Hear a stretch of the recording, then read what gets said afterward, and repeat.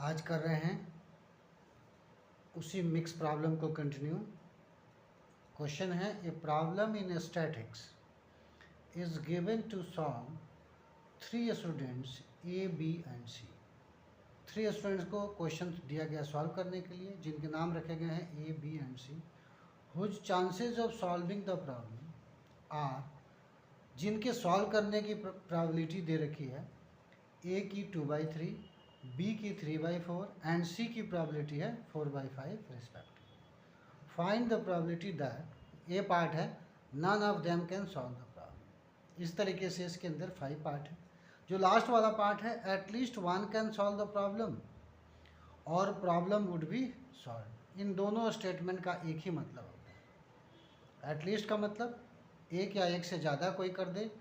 अब प्रॉब्लम तब सॉल्व होता है जब कोई एक कर दे या एक से कोई ज़्यादा कर दे। यही क्वेश्चन का सेंट्रल आइडिया है। अब सबसे पहला काम ये है कि हम सबके सॉल्व करने की प्रोबेबिलिटी को 1 by 1 लिख रहे हैं।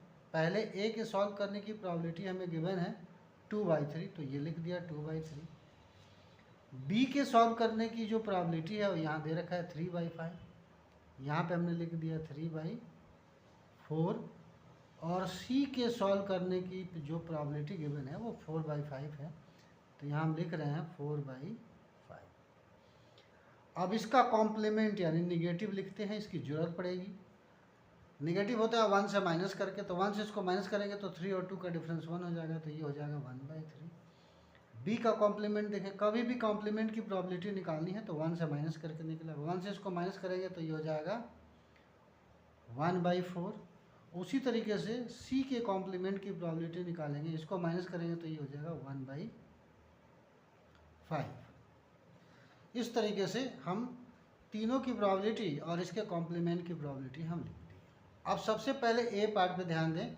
ए पार्ट के सोल्यूशन में कहता है कि none of them can solve the problem, यानी प्रॉब्लम किसी से सॉल्व ना हो। इसका मतलब हो गया कि ना तो ए से सॉल्व होगा एंड ना तो बी से सॉल्व होगा और ना ही सी से सॉल्व होगा। अब ये वैल्यू भरना है, जैसे ए कॉम्प्लीमेंट 1/3 है, बी का कॉम्प्लीमेंट है 1/4 और सी का कॉम्प्लीमेंट है 1/5। तो ये मिल के बन गया 1/5 और या 23 या कितना हो गया 60 इसकी प्रोबेबिलिटी। अब बी पार्ट में अगर हम देखते हैं तो बी पार्ट में क्या कहता है, one of them can solve the problem, मैंने तीनों में से कोई एक सॉल्व करे। इसका मतलब क्या हुआ कि अगर फर्ज करें कि ए सॉल्व करता है तो इसका मतलब बी और सी इस प्रॉब्लम को सॉल्व नहीं कर पाएंगे। या ये भी हो सकता है कि बी सॉल्व करे तो फिर ए और सी नहीं सॉल्व कर पाएंगे, तो ए का कॉम्प्लीमेंट लिखेंगे, साथ में बी लिखेंगे और फिर सी का कॉम्प्लीमेंट लिखेंगे। या की बात करें, अब यहाँ ए किया है, यहाँ बी किया है, अब सी कर सकता है, ए और बी ना करें तो सी कर सकता है, तो ए का कॉम्प्लीमेंट लिखा जाएगा, बी का कॉम्प्लीमेंट लिखा जाएगा और सी ऐसे लिखा जाएगा। अब इनकी वैल्यू हम धीरे धीरे अगर भरें इसके अंदर तो क्या वैल्यू है, ए की प्रोबेबिलिटी क्वेश्चन में लिखा है 2/3, ये 2/3 हो गया। और बी और सी का कॉम्प्लीमेंट लिखना है जो 1/4 1/5, 1/4 और 1/5 प्लस। अब ए का कॉम्प्लीमेंट लिखना है, ए का कॉम्प्लीमेंट 1/3 दे रखा है। बी की प्रोबेबिलिटी लिखनी है, बी की प्रोबेबिलिटी यहाँ से 3/4 है। सी का कॉम्प्लीमेंट लिखना है, सी का कॉम्प्लीमेंट 1/5 है प्लस। अब इसका देखें, ए का कॉम्प्लीमेंट यहाँ देखें 1/3, बी का कॉम्प्लीमेंट देखें यहाँ 1/4 और सी की प्रोबेबिलिटी लिखनी है जो है 4/5। यहाँ ऊपर हो गया 2, नीचे तो 60 होगा, फिर यहाँ पे आएगा 3, नीचे 60 और यहाँ पे आ गया 4 और नीचे आ गया 60। अगर ध्यान से देखें, इनको ऐड करें 2 3 5 और 9, 5 2 3 5 5 और 4 कितना हो जाएगा 9, तो 9/60 ये हमारा रिजल्ट आ गया बी पार्ट का।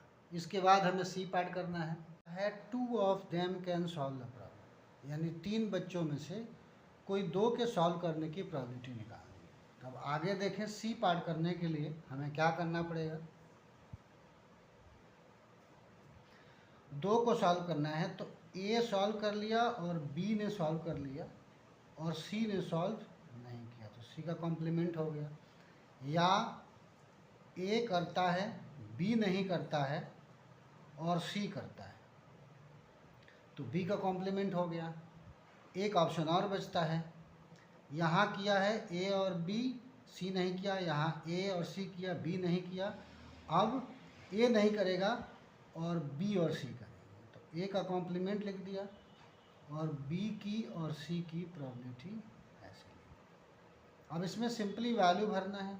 ए की प्रोबेबिलिटी और बी की प्रोबेबिलिटी है 2/3 और 3/4। ये हो गया 2/3, 3/4। सी का जो कॉम्प्लीमेंट है ये 1/5 है, प्लस अब ए की प्रोबेबिलिटी है 2/3, बी का कॉम्प्लीमेंट यहाँ देखें 1/4 है और सी की जो प्रोबेबिलिटी है वो 4/5। अब यहाँ चले, ए का कॉम्प्लीमेंट कितना है 1/3, बी की प्रोबेबिलिटी 3/4 है और सी की प्रोबेबिलिटी 4/5। अब इसी को सॉल्व करना है तो ये 2 3 जा 6 अपॉन 60, ये हो जाएगा 2 अपॉन, यहाँ पे ए की प्रोबेबिलिटी 2/3 थी, बी का कॉम्प्लीमेंट था 1/4 और सी की जो प्रोबेबिलिटी लिखनी थी वो लिखनी थी 4/5। तो यहाँ गलत हो गया है, ये 4/5 कर देते हैं। 4 2 जा 8 हो गया, ये 60 हो जाएगा और ये 4 3 जा कितना हो गया 12 हो जाएगा। अब इनको ऐड करें तो 12 और 20 और 6 26 हो गया, तो 26 अपॉन 60 ये प्रोबेबिलिटी हमें मिल गई सी पार्ट की। अब हमारे पास डी पार्ट है। डी पार्ट में कह रहा है, यहाँ से ध्यान से देखें, डी पार्ट है all of them can solve the problem. All of them का मतलब क्या होता है कि जब तीनों के तीनों सॉल्व कर दें, तो ए ने सॉल्व करने की प्रोबेबिलिटी 2/3, बी के सॉल्व करने की प्रोबेबिलिटी 3/4 और सी के सॉल्व करने की प्रोबेबिलिटी 4/5। इसी को क्या करेंगे, हम मल्टीप्लाई कर देंगे। समझेंगे क्या, ए ने भी कर दिया, बी ने भी कर दिया और सी ने भी कर दिया। तो आप देखें, अब हमारे पास जो ऑप्शन था ये ए बी सी पार्ट कर लिया। डी पार्ट का ऑप्शन था कि तीनों को सॉल्व करना है, तो probability of A into probability of B into probability of C. तो मल्टीप्लाई अगर लगा देंगे, ए की प्रोबेबिलिटी 2/3, बी की है 3/4 और सी की प्रोबेबिलिटी है 4/5। तो ये हो जाएगा 2 3 जा 6 और 6 4 जा 24, तो 24 अपॉन 60 इसकी प्रोबेबिलिटी। अब हमारे पास आखिरी ऑप्शन बचता है ई। अब ई में क्या लिखा हुआ है देखें, यहाँ से at least one can solve the problem या प्रॉब्लम वुड बी सॉल्व। इसका मतलब एक ही होता है, एटलीस्ट वन का मतलब वन या मोर देन वन सॉल्व करें। तो इसके क्या ऑप्शन बनेगी, किसी एक ने किया या किसी दो ने किया या तीनों ने कर दिया, ये at least one can solve the problem. Problem would be solve का मतलब क्या होता है, किसी से भी हो जाए, या एक करे या दो करे या सारे कर दें।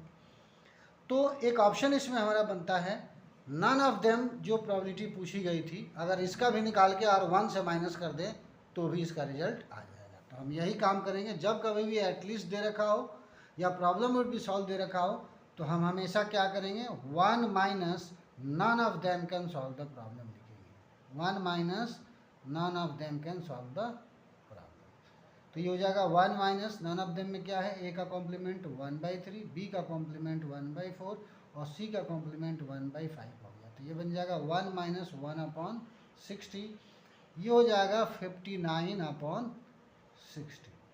तो इस तरह के क्वेश्चन में इतने पार्ट पूछे जाते हैं, तो एक एक करके सारा पार्ट हमने कर लिया। आज के लिए इतना ही, बाकी अगले वीडियो में करेंगे। धन्यवाद।